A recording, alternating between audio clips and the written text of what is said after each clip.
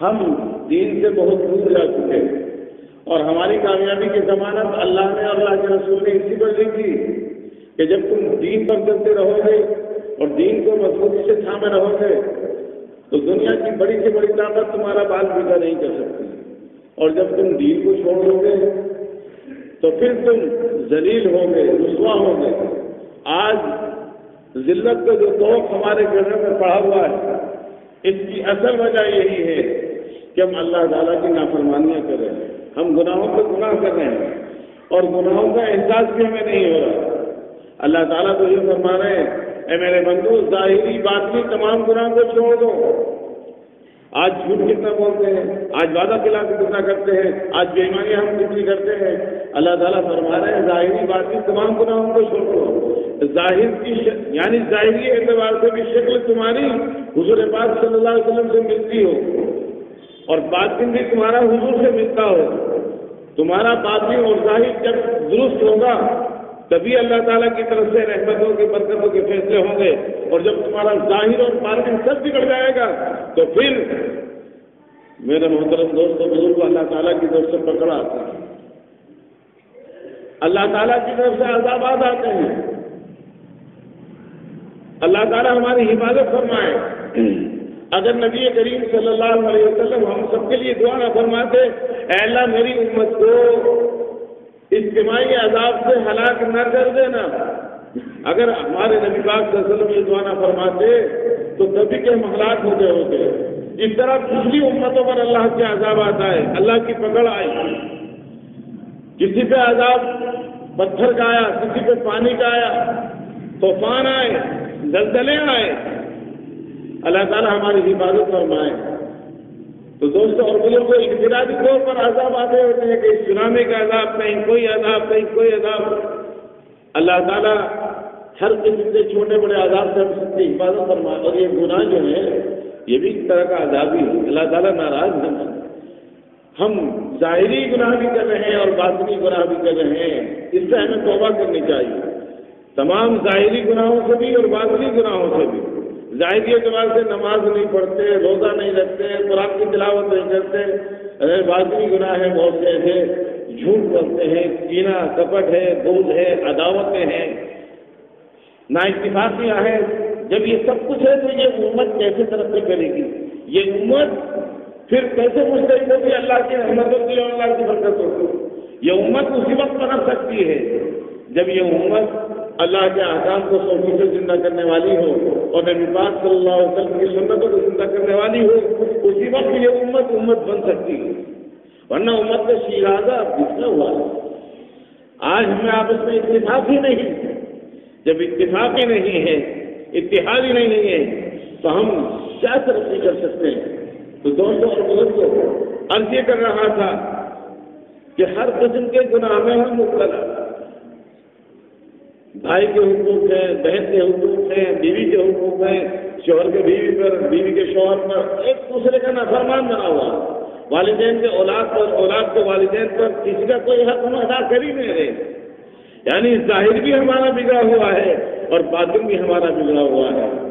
ظاہر و باطن کا جو بھی ہر چھوٹا بڑا گناہ، اس سے بس دور رہو، سخت ہے سدرا۔ اگر کسی چیز کا ظاہر اچھا ہو اور باطن اچھا نہ ہو تو وہ ترقی نہیں کر سکتا۔ ظاہری اعتبار سے کبوتر کو لے لیجیے آپ، اگر کبوتر اس کا ظاہر ہے ایک باطن ہے، اس کا پیٹ ہے اور اس کا ظاہر اس کے پر ہے، اگر کبوتر کے پر کو کاٹ ڈالو، اس کے پر کو کینچ کر دو تو کیا وہ اڑنے کے قابل رہے گا؟ اگر اس کا ظاہر ٹھیک ہے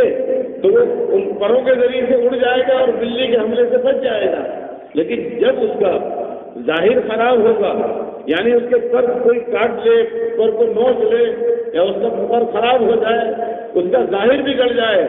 تو اسے ذرا سا بچہ پکڑ لے گا، ذرا سے بچے کے قبضے میں آ جائے گا۔ آج ہمارا باطن بھی بگڑا ہوا، ظاہر بھی بگڑا ہوا، دونوں چیزیں بگڑی ہوئی ہیں۔ تو ہمیں کوئی بھی پکڑ سکتا ہے، کوئی بھی کچھ کر سکتا ہے ہمارے ساتھ میں، اللہ کی رحمت نہیں آ سکتی، اللہ کی نصرت نہیں آ سکتی۔ اللہ کی نصرت کا، اللہ کی رحمت کا، اللہ کی برکت کا فیصلہ اسی وقت ہے جب ہم نماز پڑھنے والے بنے، جب ہم قرآن کو تلاوت کرنے والے بنے، جب ہم درود و سلام پڑھنے والے بنے، تبھی اللہ کی رحمت اترے گی،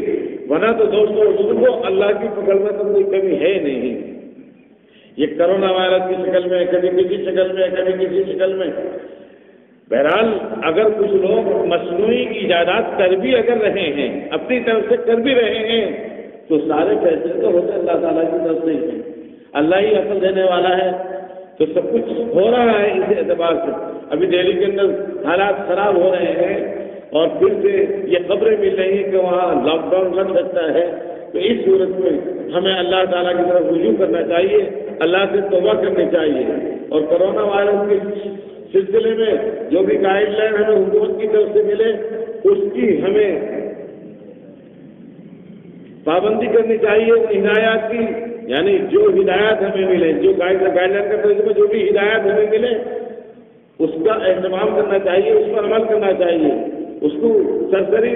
طور پر چھوڑ دینا نہیں چاہیے، سرسری سمجھ کر اس کو ہم چھوڑ دیں، ایسا ہمیں نہیں کرنا چاہیے۔ تو میرے محترم دوستوں اور بزرگوں، اللہ کی مدد، اللہ کی نصرت تبھی آئے گی جب ہمارا ظاہر بھی صحیح ہو، جب ہمارا باطن بھی، اور اس کے لیے ضرورت اس بات کی کہ ہم گناہوں سے توبہ کرنے والے بنیں۔ آج تو 5 وقت کی نماز کے لالے پڑے ہوئے ہیں، مسجدیں سونی پڑی ہوئی ہیں، مسجدوں کا آباد کرنے والے ہم بنی نہیں رہے، قرآن کی تلاوت کرنے والے ہم بنی نہیں رہے۔ قرآن کا دل ہے سورہ یاسین، سورہ یاسین کی بھی ہم تلاوت نہیں کر پاتے صبح صبح، یعنی دین سے اتنے دور ہو گئے کہ سورہ یاسین کی تلاوت بھی نہیں کر پا رہے، اور اتنا دور ہو گئے کہ نماز میں پڑھی جانے والی جو صورتیں ہیں وہ بھی ہمیں صحیح یاد نہیں ہے، ان کا ترجمہ صحیح تک یاد نہیں ہے ہمیں، وہ یاد کرنے کی فکر بھی نہیں۔ اگر ہم کسی سے سنتے ہیں دعائے قنوت سنا دو تو دعائے قنوت سنانے کے لیے تیار نہیں۔ کوئی اگر ہمارے ساتھ سفر میں جاتا ہے اور ہم اس سے کہتے ہیں ذرا تکبیر پڑھ دو تو تکبیر پڑھنے کے لیے تیار نہیں۔ نماز کیا پڑھائے گا وہ؟ نماز کے فرائض کو جانتا نہیں۔ سورہ فاتحہ آتے ہیں، سورہ فاتحہ سنی جاتی ہے یا دعائے قنوت سنی جاتی ہے، اس کو بہت شرم لگتی ہے۔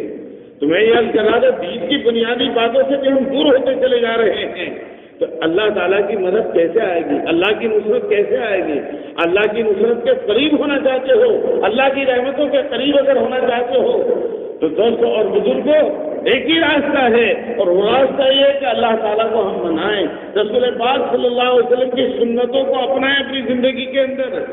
اللہ کے حکموں پر عمل کریں گے، نبی پاک صلی اللہ علیہ وسلم کی سنتوں کو زندہ کریں گے، تبھی ہم کامیاب ہوں گے۔ اللہ تعالیٰ نے یہ فرمایا وَمَا أَصَابَكُم مِّن مُّصِيبَةٍ فَبِمَا كَسَبَتْ أَيْدِيكُمْ وَيَعْفُو عَن كَثِيرٍ، جو بھی تمہیں مصیبت پہنچ رہی ہے وہ تمہارے اپنے گناہوں کی وجہ سے پہنچ رہی ہے۔ تو ہم غور کریں، اس بات پر محاسبہ کریں ہم کن کن گناہوں میں مبتلا ہیں، جن جن گناہوں میں ہم مبتلا ہیں خود محاسبہ کریں، اپنا حساب لگائیں، اپنے ضمیر میں جھانکیں، ہم اپنے دامن میں گردن ڈال کے ذرا تھوڑی دیر غور کریں، محاسبہ کریں کن کن گناہوں میں ہم مبتلا ہیں۔